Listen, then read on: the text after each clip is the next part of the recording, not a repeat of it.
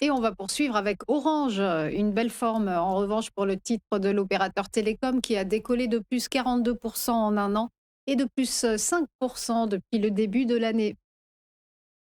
Alors d'accord, on a ici un graphique, sur une unité de temps un peu plus courte que, celle de l'actif précédent, d'accord?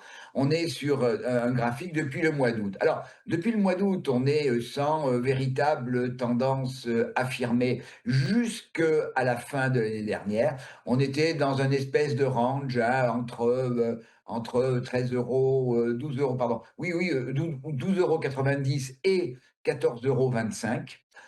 On est venu franchir à la fin de l'année dernière ce niveau de résistance, hein, à 14,25 €. On est revenu tester l'autre support à 14,10 € et puis, bah, ces dernières séances, on est bien reparti, notamment en milieu de semaine dernière avec une très belle bougie verte qui a redonné, de la dynamique au mouvement.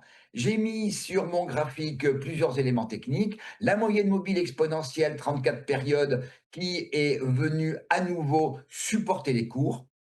Les bandes de Bollinger, la bande de Bollinger haute est bien ouverte. On a vraiment le supplément de volatilité dont on a besoin pour aller plus haut. Et puis, en dessous, on voit que les volumes sont conformes à la moyenne des 40 dernières séances, ce qui veut dire qu'il y a un véritable intérêt des investisseurs pour Accor, et le RSI est en territoire tout à fait positif. Donc je conserve un biais positif sur l'action Orange, avec un premier objectif à 15,02 €, puis 15,17 €, puis 15,45 €.